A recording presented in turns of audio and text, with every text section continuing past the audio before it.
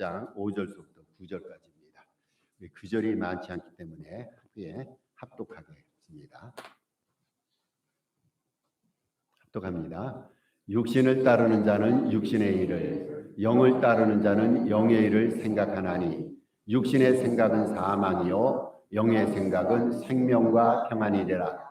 육신의 생각은 하나님과 원수되나니 이는 하나님의 법에 불복하지 아니할 뿐 아니라 할 수도 없음이라. 육신에 있는 자들은 하나님을 기쁘시게 할 수 없느니라. 만일 너희 속에 하나님의 영이 거하시면 너희가 육신에 있지 아니하고 영에 있나니 누구든지 그리스도의 영이 없으면 그리스도의 사람이 아니라. 아멘. 오늘 설교 제목은 그리스도의 사람입니다. 이 세상에 우리가 믿음 안에서입니다. 이 세상에 존재하는 사람을 우리가 성경적으로 믿음으로 구별을 하면 두 종류밖에 없어요. 이 세상을 살아가면서 사람들의 생각과 외모와 취향이 다 다릅니다. 그래서 여러 분야로 구분을 할 수가 있지만 기독자들에게 성경상으로 사람을 구분할 때는 딱 두 종류입니다. 두 종류. 육신을 쫓는 사람이 있어요. 이 사람을 육에 속한 사람이라 말합니다. 그러니까 육신을 쫓는 사람, 즉 육에 속한 사람, 이것이 한 부류입니다. 그리고 다른 한 부류는 영을 쫓는 사람, 영에 속한 사람입니다. 육신에 속한 사람이 있고 영에 속한 사람이 있어요. 육신을 쫓는 사람이 있고 영을 따르고 쫓는 사람이 있습니다. 성경에 보면 인간을 구성하는 세 가지 요소가 있죠. 인간은 영과 혼과 육으로 구성이 되어 있습니다. 이 영이란 것은 우리가 하나님과 교통하고 교제를 나누는 그러한 영역을 영이라 말합니다. 우리의 영이 오픈되어 있지 않으면, 영이 개발되어 있지 않으면 하나님과 대화를 나눌 수 없고 하나님과 교제를 나눌 수 없어요. 하나님께서 우리의 영적인 분야를 허락하셔서 하나님과 친밀하게 교제를 나눌 수 있도록 축복해 주시고 배려해 주셨단 말이죠. 그리고 이 혼이라는 것은 정신과 이성의 영역을 말합니다. 우리가 정신세계 있죠. 이성적, 논리적으로 삶을 살아가는데 그것을 주관하는 분야가 혼적인 분야입니다. 영의 영역이 있습니다. 영은 우리의 몸과 관절을 관장하는 영역이 됩니다. 그래서 성경에서 육에 속했다는 말을 많이 성경은 합니다만은 육에 속했다는 것은 몸의 영역의 일, 즉 육체의 욕구를 만족시키는 일에 관심을 쏟은 채 영혼을 등한시하는 것을 의미합니다. 육에 속한 자는 주님을 모릅니다. 왜냐하면 이 사람에게는 영이 없어요. 영을 따르지 않고 육만 따르기 때문에 주님을 알지 못합니다. 그리고 이 사람은 자기의 생각과 이성과 실력과 힘을 의지해서 세상을 살아갑니다. 육신의 욕구를 충족시키고 만족시키기 때문에 이 사람은 도무지 주님과 친밀하게 지낼 수 없습니다. 반면에 영에 속했다는 것은 영혼의 영역에 속했다는 것으로서 성령의 요구를 충족시키는 일에 관심 갖고 영의 원리를 따르는 것을 뜻합니다. 영을 쫓는 자가 있어요. 이 사람은 주님과 교제를 나누는 신앙인입니다. 그래서 우리가 신앙인을 구별할 때 그 사람이 영에 속했냐 육에 속했냐 이것이 근거가 돼요. 천없어도 육에 속한 자는 기독자가 아닙니다. 성경은 그렇게 말합니다. 성경 전체에서 육신의 일을 쫓는 자는 주님을 모르고 이 사람은 그리스도의 사람이 아니다라고 말합니다. 영을 쫓는 자만이 주님과 교제를 나누는 신앙인이란 말이죠. 저는 저와 여러분이 늘상 매일매일입니다. 한시도 그치지 않고 매일매일 영에 속해서 주님의 원리를 따르는 참 기독가 되기를 주님의 이름으로 부탁을 드립니다. 오늘 본문 9절로 들어갑니다. 오늘 본문 9절에 보면 그리스도의 영이 있는 자가 그리스도의 사람이라고 규정합니다. 여러분, 우리가 누구의 사람이라? 그리스도의 사람입니다. 그리스도에 소속된 그리스도의 사람인데 이 그리스도의 사람은 그리스도의 영이 있는 자, 이 사람만을 그리스도의 사람이라고 본문은 규정하고 있어요. 그리스도의 사람됨을 규정하는 여러 가지 기준이 있는 게 아니에요. 얼마나 교회 생활 오래 했는가, 우리에게 은사가 있고 우리에게 직분이 있는가, 이것이 그리스도인됨을 규정하는 기준이 아니란 말이죠. 그리스도인의 사람됨을 규정하는 근거가 있다면 다른 게 아니에요. 어떤 사람은 교회 활동을 참 많이 합니다. 교회에서 24시간 시간을 보냅니다. 여러분, 그래서 교회 활동 지수가 그 사람이 그리스도인이고 아닌가를 가늠하는 잣대가 됩니까? 그것도 아니라는 거예요. 그리스도인의 그 기준이 있다면, 그리스도의 사람됨의 기준이 있다면 영의 유무입니다. 성령의 유무입니다. 우리가 성령을 받아서 성령 안에 속하면요, 우리는 그리스도의 사람이고, 그렇지 않으면은요, 외형적인 활동에도 불구하고 그 사람은 그리스도의 사람이 될 수가 없습니다. 그리스도의 사람입니다. 오늘 이 그리스도의 사람됨의 긍지를 가지고 그리스도의 사람답게 신앙생활하고 일상을 누리시는 저와 여러분 되시길 바랍니다. 그리스도의 영이란 뭐를 의미합니까? 성령입니다. 성령. 여러분, 한마디로 표현하면 그리스도의 사람이 갖고 있는 그리스도의 영은 성령을 말합니다. 이 구약시대에는요, 성령이 특별한 사람에게 임이 있어요. 그리고 하나님께서 특별한 사람에게 특별한 사건과 특별한 시간에 성령을 임하게 하시고 나중에는 성령을 거둬가시는 거예요.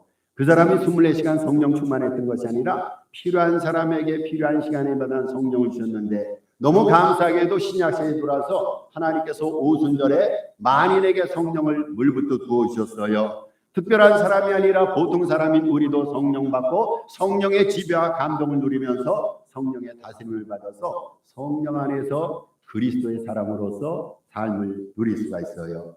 얼마나 감사합니까? 여러분, 바라기는 우리 안에 성령이 충만히 임하셔서 우리는 늘상 성령의 지도를 받고 성령의 안내와 다스림을 받는 명실상부한 그리스도의 사람의 삶을 사시기를 주님의 이름으로 축복합니다.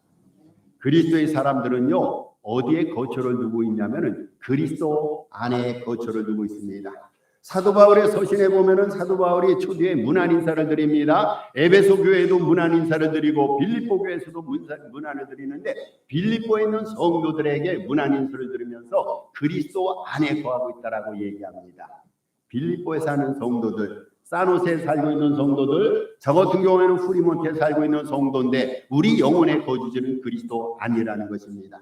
사람마다 육신의 주거지는 다 다릅니다. 여러분, 다 다르죠. 자식과 부모의 육신의 거주지도 다를 수가 있어요. 그런데 기독자들에게 영혼의 주소는 모두가 그리스도 안입니다.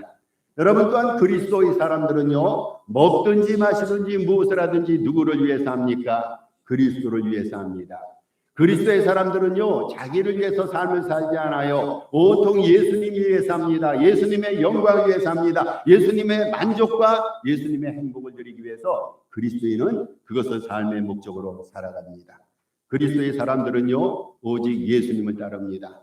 여러분, 그리스도의 사람들을 따라가지 않아요. 이쪽에 좋은 것이 있다고 해서 그리스도의 사람들은 마음을 빠지지 않습니다. 그리스도의 사람들은요, 아무리 좋고 바람직하고 멋있는 것이 있더라도 오직 예수님만을 따라갑니다. 그리스도의 사람들은요, 예수님만을 유일한 선생으로 생각하고 예수님 앞에 찾아나와 배웁니다. 예수님께서 말씀하셨어요. 나는 마음이 온유하고 겸손하니 내게로 와서 배우라고 그랬어요. 그 예수님의 말씀을 받들어서 그리스도의 사람들은요, 예수님을 유일한 선생으로 모십니다. 인생의 안내주로 모십니다. 그리고 유일한 구세주로 신앙합니다. 그리스도의 사람들은요, 예수를 안 믿는 자연인과는 삶이 전적으로 다릅니다. 여러분, 우리는 뭔가는 달라도 달라야 됩니다. 우리 지금까지 신앙생활을 해왔단 말이죠. 교회 생활했어요. 직분을 갖고 있고 성령 받았어요. 그렇다면요, 주님을 믿지 않은 자연인과는 좀 구별되는 삶을 살아야지. 이것이 예수 믿는 멋이 아니고 예수 믿는 증거가 아니겠습니까? 예수를 믿는 사람, 그리스도의 사람은요, 예수를 믿지 않은 자연인과는 삶이 전적으로 다릅니다. 우리는 분명히 같은 땅에 살고 있습니다. 같은 지역에 살고 있습니다. 그런데 우리에게는 삶의 철학이 다릅니다. 삶의 구조와 내용이 안 믿는 사람과는 다릅니다. 예수 믿는 우리들은 믿지 않는 사람들과 삶의 모습이 달라야 합니다. 추구하는 목적도 달라야 됩니다. 도달하는 목표 지점도 달라야 됩니다. 이것이 그리스도의 사람됨의 증거입니다. 그러면요, 그리스도 사람들이 가져야 될 몇 가지 삶의 자세를 설명해 드립니다. 우리는 누구라고요? 우리는 그리스도의 사람들이에요. 성경이 그렇게 말합니다. 그리스도의 사람으로서 가져야 될 삶의 자세가 오늘 3가지를 말씀드립니다. 첫째로 영예를 생각하는 것입니다. 5절 말씀에 보면은 특별히 5절 말씀에 보면은 오늘 본문 기자인 사도 바울이 이렇게 증언을 하고 있어요. 육신을 따르는 자는 육신의 일을, 영을 따르는 자는 영의 일을 생각하나니. 여러분, 우리는 어떤 일을 생각해야 된다고요? 우리는 영을 따르기 때문에 우리는 영의 일을 생각해야 됩니다. 영의 일을 생각하는 자가 그리스도의 사람들이에요. 이것이 우리가 가져야 될 첫 번째 삶의 자세입니다. 즉 그리스도의 사람은요, 영의 일, 성령이 원하시는 일을 생각합니다. 여러분, 우리는 성령이 원하시는 것을 생각해야 돼요. 세상 사람들이 바라는 생각이 아니라 우리는 뭔가를 생각하고 뭔가를 집중한단 말이죠. 우리의 생각이 무슨 생각이어야 한다고요? 우리의 생각은요, 영의 일을 생각하는 거예요. 본문에 보면 생각한다는 단어가 있어요. 동사로 표현이 됐는데 이 생각한다는 말은 의식적으로 어느 한 곳에 마음을 집중시키는 것을 뜻합니다. 내가 정신 바짝 차려서 어느 한 곳을 집중해서 그것을 쳐다보고 그것을 바라보고 집중하는 것을 생각한다고 말합니다. 우리가 예수 믿으면서 신앙생활을 하면서 우리는 때로로, 우리 예수 믿는 사람도 때때로 육신적인 생각을 할 때가 있어요. 여러분, 왜 없겠어요? 우리 눈에 보이는 것이 세상적인 일들 아닙니까? 우리가 신앙생활하는 것은 교회에서 또 일주일에 1시간, 2시간 정도예요. 온통 우리는 세상 속에 살아가는데 세상에서 보이는 것이 세상적인 생각, 세상적인 일들이 보인단 말이죠. 본의 아니게 우리도 영의 일을 생각한다면서도요, 세상 돌아가는 모습을 바라보면서 우리도 때때로 육신적인 생각을 할 때가 있습니다. 저도 육신적인 생각을 할 때가 있어요. 그런데 본질적으로요, 우리 성도들은 본질적으로 영을 추구하는 존재이기 때문에 우리는 결국에 영의 생각이 우리의 마음을 차지하고 육신의 생각을 우리는 점점 멀리하게 됩니다. 아무리 세상에서 세상적인 시리와 세상적인 일들이 눈에 보인다 할지라도 우리는 영적인 존재이기 때문에 성령님께서 우리 안에서 세상보다는 영적인 것을 생각하게 하시고 영적인 일을 행하도록 만들어 주십니다. 여러분, 성령이 원하시는 일이 뭘까요? 우리는 성령을 생각해야 됩니다. 성령의 일을 생각해야 되는데 성령께서 우리에게 요구하시는 성령의 일들이 있어요. 갈라디아서 5장에 나옵니다. 그것은 사랑입니다. 희락입니다. 화평, 오래 참음, 자비, 온유, 양성, 충성, 절제 등입니다. 이러한 품성들이 우리 삶 속에서 열매가 맺도록 그러한 삶을 목적 삼아 살아가는 것이 영의 일을 생각하는 것이고 이것이 영의 일을 추구하는 것이에요. 여러분, 반면에 육신을 쫓는 사람은요, 이런 생각 못해요. 육신을 쫓는데 그 사람이 사랑을 생각합니까? 평화를 생각합니까? 그 사람에게 자비와 양선이 있겠어요? 없단 말이죠. 육신을 쫓는 자는요, 어떤 생각을 하느냐? 육신을 쫓는 자는 날마다 음행을 생각합니다. 우상 숭배, 술수, 분쟁, 시기, 분냄, 당짓는 것, 투기, 방탕함 등 육체의 정욕을 만족시키는 일에 빠져 살아요. 영의 일을 생각하는 자는요, 사랑하고 화평을 누리면서 은혜를 누리면서 이러한 일에 생각을 집중하지만 육신을 쫓는 자들은요, 어떻게 하면 세상을 파괴하고 어떻게 하면 세상 사람들을 미워하고 세상 사람과 경쟁을 통해서 짓밟고 이길까, 이런 것만을 생각합니다. 영의 일을 생각할 때 나타나는 결과가 있어요. 영의 일을 생각할 때, 오늘 본문에서 영의 일을 생각하라고 그랬는데 영의 일을 생각할 때 나타나는 그 결과는 6절입니다. 6절 후반절의 영의 생각은 생명과 평안이라고 했습니다. 여러분, 성령은 생명의 영이에요. 우리가 추구하는 성령은 생명의 영입니다. 그리고 평강의 영입니다. 그래서 우리가 성령을 따라 살면 주님의 생명으로 우리는 풍성해집니다. 여러분, 우리가 주님의 생명으로 풍성해지는 거예요. 6절에 말하지 않습니까? 영의 생명은 우리에게 생각을 가져준다, 생명을 가져다 준다고 그랬어요. 무슨 생명입니까? 예수님 생명입니다. 예전에 요즘도 그런 평가를 합니다만은 심령부흥회라고 크게 플래카드에다가 어느 교회에서 부흥회를 할 때 심령부흥회라고 광고를 붙이지 않습니까? 여러분, 그럼 심령부흥이 뭡니까? 뭐가 심령부흥입니까? 그저 한두 번 말씀을 들어서 마음속에 감동을 누리는 것이 심령의 부흥입니까? 내 마음속에 새로운 각성이 솟아나고 일시적으로 심령과 영혼이 변화되는 것이 부흥입니까? 여러분, 뭐가 심령부흥입니까? 옛날에 왜 그렇게 부흥회할 때 심령부흥회라는 그러한 플래카드를 붙이고서 부흥회를 선전했습니까? 여러분, 심령부흥은 다른 것이 아니에요. 예수님의 생명으로 채워진 것이 심령부흥이에요. 우리 안에 주님의 생명이 없단 말이죠. 우리 안에 세상의 생명으로 가득 우리는 육신을 따라 살았는데 어느 순간인가 성령님께서 우리 안에 들어오셔서 예수님의 생명으로 내 영혼과 삶을 채워가시는 거예요. 영의 생각을 하는 사람에게는요, 예수님의 생명이 채워집니다. 얼마나 감사합니까? 여러분, 그것뿐이 아닙니다. 영의 생각을 하는 사람에게는 평강이 들어옵니다. 이 세상을 살아가면서 세상이 얼마나 두렵고 떨립니까? 여러분, 밖에 나가면 우리를 두렵게 하는 일 부지부식입니다. 그럼에도 불구하고 우리 영혼이 평안할 수가 있어요. 이유가 뭡니까? 우리 주님이 주시는 평안이에요. 내가 주는 평안은 세상이 주는 평안과 다르다고 했어요. 영의 생각을 가지고 삶을 살아갈 때요, 영의 일을 추구할 때요, 우리 주님께서 당신의 생명으로 우리의 삶을 풍성하게 만들어 주세요. 당신의 평안으로 우리의 영혼과 삶의 자리를 채워주시는 거예요.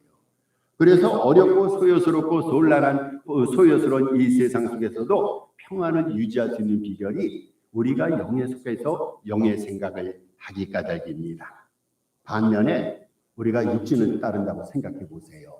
육신을 따르는 자는요, 영적으로 죽은 자예요. 이 사람은 영적으로 죽었다는 의미가 뭡니까? 하나님과 단절됐다는 거예요. 영적으로 죽었다는 것이. 하나님과 단절되어 있으니까 하나님의 생명이 우리 안에 들어올 수가 없어요. 하나님과 단절되어 있으니까 이 사람의 영혼 속에는 하나님 주시는 평안이 없단 말입니다. 그래서 육의 일을 쫓는 자들은 맨날 두렵습니다. 인생이 성공하고 높은 자리에 올라도 전전긍긍이에요. 예전에 어떤 사람이 총과 칼로 쿠데타를 해서 대통령이 됐어요. 온 나라의 권력을 송두리째 자기 손아귀에 쥔 줄 알았는데 밤마다 가위 눌리는 꿈을 꾸는 거예요. 그렇게 두렵다라는 거예요. 모든 사람이 대적으로 보이고, 여러분 왜 그렇습니까? 정말로 모든 사람이 총과 칼을 가지고 그 사람을 죽이려 해서 그럽니까? 아니에요. 영의 생각을 하지 않고 육신을 따르면서 육의 생각을 하다 보니까 누구에게나 들어오는 두려움과 고난의 그 고통의 안타까운 그러한 심정, 그러한 영혼이 되어가더란 말이죠. 둘째로 그리스도의 사람이 가져야 될 삶의 자세가 있습니다. 하나님의 법에 순종하는 것입니다. 하나님의 법에 순종하는 것. 7절 말씀에서 오늘 본문은 이렇게 얘기합니다. 육신의 생각은 하나님과 원수가 되나니 이는 하나님의 법에 굴복하지 아니할 뿐 아니라 할 수도 없느니라 라고 얘기합니다.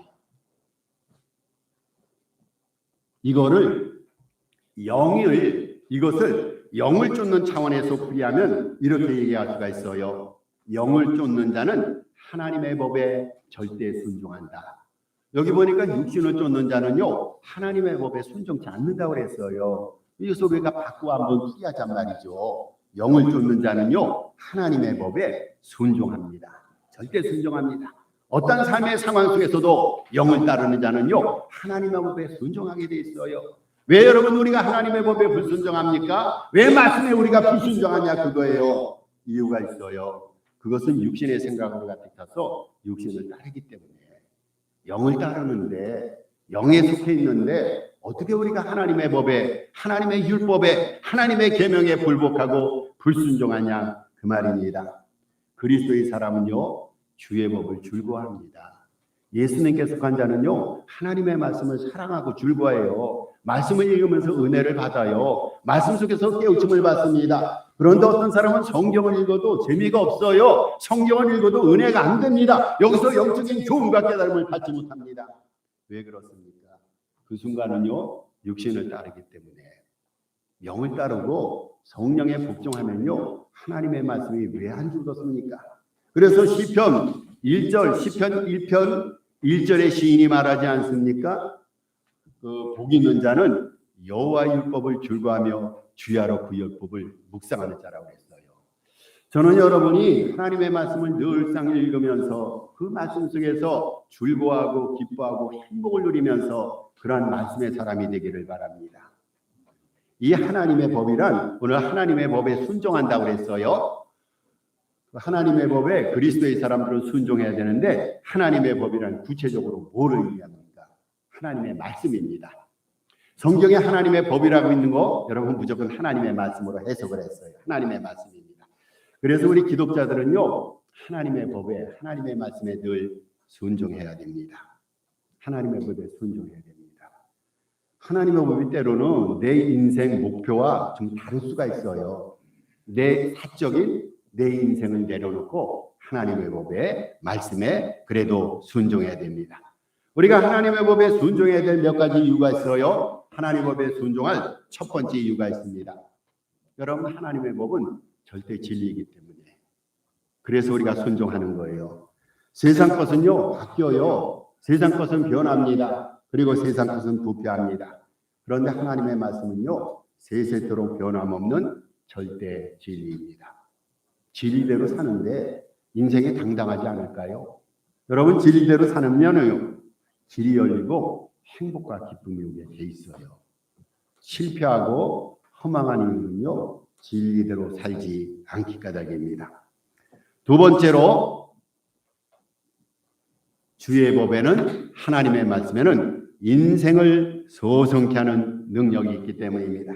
시편 10편 7절에서 시인이 이렇게 말합니다. 여호와의 율법은 완전하여 영혼을 소성시키며 여호와의 증거는 확실하여 우둔한 자를 지혜롭게 하며 했어요. 여호와의 율법은요 우리의 영혼을 소성시킵니다. 죽어가는 영혼이 하나님의 말씀에 매달리고 하나님의 말씀을 삼으면요 그 영혼이 살아나게 됩니다. 여러분, 하나님의 말씀이에요. 누구든지 하나님의 말씀에 다가가면요 그 사람의 삶은, 영혼은 풍성해집니다.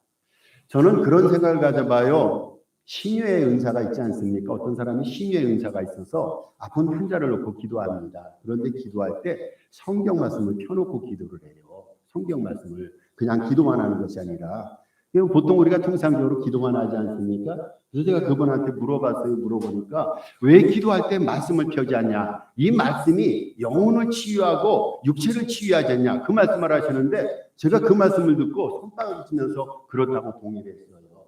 여러분, 하나님의 말씀이 우리 영혼을 타치하면은요 영혼이 나아요. 그렇죠? 그런데 하나님의 말씀이요 육신의 아픈 부위에 들어가서 아픈 부위를 치유하면 타치하면은요 하나님의 말씀이 그 사람의 병을 낫게 만듭니다. 하나님의 말씀은 침출력이 있어요. 하나님의 말씀은 관절을 뚫고 들어갑니다. 혼을 뚫고 들어갑니다. 아픈 부위를 하나님의 말씀이 안 들어가겠어요? 영혼이 질병을 걸렸는데 그 질병을 영혼 속에 하나님의 말씀이 뚫고 들어가니까 영혼이 치유함을 받더란 말이죠. 육신도 마찬가지예요. 어떤 아픈 부위가 있다 할지라도 우리가 하나님의 말씀으로 고쳐달라. 하나님의 말씀이 육신을 뚫고 들어가서 아픈 부위를 타치해 주셔서 의사가 못 고치는 질병까지 고쳐달라 기도하면 말씀의 능력이 왜 안 고쳐주겠어요? 여러분, 말씀은요 관절과 골수로 찔러 쪼갠다고 했어요. 의사가 하지 못하는 그 부분을 말씀이 합니다. 정신과 상담과까지 하지 못하는 일을 하나님의 말씀이 합니다. 말씀에 접하면요 절망 중에 희망이 생기는 거예요. 사막 같은 인생의 생수가 샘솟습니다. 여러분, 반면에 우리가 육신을 쫓는다면요 영의 일이 어설프게 보여요. 육신을 쫓는 사람은요 영의 일을 이해하지 못하기 때문에 영적인 원리, 영을 따르는 것, 이것에 대해서 전혀 무감하게 생각하며 그것에 반대합니다. 그래서 육신을 쫓는 자는요 하나님을 반대하고 무시하고 거부합니다. 하나님을 저항합니다. 더 나아가서 오늘 본문처럼 하나님과 원수로 지내게 됩니다. 하나님과 친하게 지내도 인생 자체가 힘들지 않습니까? 그런데 하나님 거부하고 원수로 지내면 그 사람이 복 받겠어요? 여러분, 문제는 하나님의 법에 순종하는 거예요. 하나님의 법을 따르는 거예요. 이것이 신앙인이 가져야 될 영적인 원칙입니다. 셋째로, 그리스도의 사람들은요 하나님을 기쁘시게 해야 됩니다. 이게 참 중요한 일이라 생각됩니다. 오늘 이 8절 말씀에 보면 육신에 있는 자들은 하나님을 기쁘시게 할 수 없나니, 이것을 영에 속한 자에게 반대로 대입해 보시면 이렇게 해석이 가능합니다. 영을 쫓는 자는 하나님을 기쁘시게 하나니. 그렇죠? 육신을 쫓는 자는요 아무리 애쓰고 노력해도요 이 사람들은 하나님을 기쁘시게 못해요. 그런데 영을 쫓는 자만이, 영에 속한 자만이, 그 사람이 그리스도의 사람 아닙니까? 이런 사람만이 하나님을 기쁘시게 합니다. 우리 주변에 미숙한 사람이 있어요. 여러분, 미숙한, 그것이 자식일 수도 있고 주변에 미숙한 사람이 있는데 미숙한 사람들 가만히 보세요. 특징 하나가 있어요. 남을 짜증나게 합니다. 이 미숙한 사람들은요 여러 면에서 뭐 미숙의 요인이 있겠죠. 그런데 그 사람들이 나타나는 미숙함의 표징 가운데 하나가 남을 짜증나게 합니다. 말로 짜증나게 하든지 행위로 짜증나게 하든지. 여러분, 보통 사람의 특징이 있어요. 저와 같은 보통 사람은요, 자신을 기쁘게 하며 주력합니다. 다른 사람이 아니라 나만 기쁘면 되는 거예요. 그렇죠? 내 행복이 그냥 행복이에요. 나만 행복하면 그것을 행복이라 평가합니다. 여러분, 우리가 단체 사진을 찍었는데 단체 사진을 보는데 사진 잘 나왔다라고 얘기합니다. 누가 잘 나온 것이 정말 잘 나온 사진입니까? 자기가 잘 나오면요, 우리는 사진 잘 나왔다고 합니다. 이 보통 사람이에요. 보통 사람은요, 어떻게 하면 자신만을 즐겁게 할까? 어떻게 하면 자신만을 만족시킬까? 여기에 주력합니다. 조금 성숙한 사람이 있죠. 조금 성숙한 사람은요, 이웃에게 유익을 주고 기쁨을 주는 것을 삶의 기쁨으로 느낍니다. 성숙한 사람은 그렇습니다. 여러분, 그런데요, 영적으로 성숙한 사람이 있어요. 영적으로 성숙한 사람은 주님을 기쁘시게 하며 삶의 목적으로 삼습니다. 이 영적으로 성숙한 사람은요, 매사에 주님을 기쁘시게 하기 위해서 골머리 생각하고 활동합니다. 주님을 기쁘시게 함을 신앙의 모토로 삼습니다. 그리스도의 사람은요, 자신의 감정에 따라 살지 않아요. 살다 보면 기분 나쁠 때가 왜 없겠어요? 다 있어요. 복창 터질 때가 있어요. 땅을 대고대고 구르고 싶을 때가 있습니다. 그런데 그리스도의 사람은요, 그럴 때라도 자신의 감정에 빠져 살지 않아요. 자신의 소원의 필요에 따라 활동하지 않습니다. 여러분, 그리스도의 사람의 특징이 있어요. 그리스도의 사람은 어떤 환경과 어떤 처지에서도요, 주님의 필요에 따라 살아갑니다. 이것이 그리스도의 사람과 그렇지 않은 사람의 비교점이에요. 우리 주님께서 필요하다 하는 곳에 그리스도의 사람은 갑니다. 그것이 보통 사람이 못 갈 악을 골짜기 같은 것이라도 주님께서 가라고 그러니까 가는 거예요. 저는 종종 선교사님들의 간증과 사역을 보면서 은혜가 받아요. 저 지역에서는 못 갈 지역인데, 저 지역에 가면 목숨이 위태로운데, 저 지역에 가면 살 수 없는데, 근데 그분들은 가요. 생명을 헌신하고 복음을 전합니다. 왜 그렇습니까? 주님이 필요해서 보내시니까 가는 거예요. 본인은 가기 싫었는데 주님께서 가라니까 생명을 헌신해서 갔습니다. 지난주에 저희 교회 와서 선교했던 탄자니아 선교사님, 그분 같은 경우에요, 주님께서 가라면 갑니다. 주님이 필요하다는 곳에 모든 것을 다 드립니다. 주님께서 원하시면요, 재물도 바쳐요. 심지어는 생명까지 드립니다. 그리스도의 사람은요, 자신에 빠져 살지 않아요. 나 위주의 삶을 살지 않습니다. 그리스도 중심의 삶을 살아갑니다. 그리스도의 사람은요, 주님을 높이기 위해서 자신을 내려놓고 삽니다. 요즘에 모든 사람들이 자기 PR 시대가 아닙니까? 교회도 홍보를 해야 되고, 목회자도 홍보를 해야 되고, 자기 자신도 나타내야 됩니다. PR 잘해야 됩니다. 광고 잘해야 됩니다. 그런데 진정 그리스도 사람은요, 주님을 높이기 위해서 자신을 내려놔요. 자신을 헌신하고 포기합니다. 주님을 높이며 살아가기에 그의 삶을 보면서 하나님이 얼마나 기뻐하시겠습니까? 하나님이 그래서 기뻐하시는 거예요. 주님 당신을 위해서 당신을 내려놓고 포기하고 희생하고 사는데 주님께서 그 사람의 삶을 보시면서 흐뭇한 미소를 지면서 기뻐하시지 않을까요? 성경에 우리에게 말합니다. 성령을 근식케 하지 말라고 그랬어요. 여러분, 우리는 하나님을 근식해서는 안 됩니다. 우리 하나님을 기쁘시게 해드려야 됩니다. 범사에 매사에 매 순간에 주님을 기쁘시게 해드려야 됩니다. 하나님을 기쁘시게 해드리는 몇 가지 비결이 있어요. 첫째로 믿음입니다. 여러분, 우리의 믿음이 있으면요, 하나님 그냥 기뻐하세요. 두 번째, 순종입니다. 하나님이 원하고 바라는 거 헌신하고 순종하면 하나님 기뻐하세요. 셋째로 죄를 회개하고 새 사람이 되는 거. 우리가 하나님 앞에서 새 영 새 사람으로 거듭났어요. 하나님께서는 온천을 얻는 것보다도 더 기뻐하십니다. 여러분, 우리가 서로 사랑하고 공의를 행하는 것이 하나님 앞에 기쁨 드리는 거예요. 사랑하는 겁니다. 눈에 안 보이는 하나님을 어떻게 사랑합니까? 눈에 보이는 형제자매 이웃 간의 사랑을 통해서 하나님을 사랑하는 거예요. 하나님은 의로운 분 아닙니까? 절대 의로운 분이에요. 절대 의를 행하며 공의롭게 살아갈 때 하나님 기뻐하세요. 여러분, 전도의 열매 맺는 거, 이거 하나님 앞에 큰 기쁨입니다. 하나님이 우리에게 지상 사명을 주셨어요. 복음 전도의 증인으로 불러주셨어요. 하나님이 우리에게 명하는 거 다른 거 아니에요. 죽어가는 영혼을 살리라는 거예요. 복음을 전해서 땅끝까지 복음을 전해서 하나님 나라로 만들어가라는 겁니다. 전도의 열매를 맺을 때 하나님이 크게 기뻐하십니다. 말씀을 결론 짓겠습니다. 우리들은 누구입니까? 우리들은 그리스도의 영을 지니고 그리스도에 소속된 그리스도의 사람입니다. 여러분, 우리가 누구라고요? 우리 그리스도의 사람들이에요. 그리스도의 사람으로서 영의 일을 생각하고 하나님의 법, 말씀을 따르고 우리 하나님을 기쁘시게 해드려야겠습니다. 그리스도의 사람들만이 세상을 아름답고 복되게 바꾸고 변화시킬 수 있습니다. 그리스도의 사람답게 살아감으로써 우리가 살고 있는 삶의 자리, 우리 산호세 공동체, 우리 가정들, 모든 삶의 환경과 자리들이 거룩하고 성결한 천국 같기를 우리 주님 예수님의 이름으로 축복합니다. 우리 오늘 주신 말씀 기억하면서 그리스도의 사람답게 살아가게 해달라고 우리 한영성으로 기도하시고, 우리 잠시 후에 있을 이 성찬 예식을 위해서도 거룩하고 깨끗한 마음을 가져서 성찬을 받기에 합당한 마음 되게 해달라고 우리 합심해서 3분 정도 기도하겠습니다. 아버지 하나님, 은혜와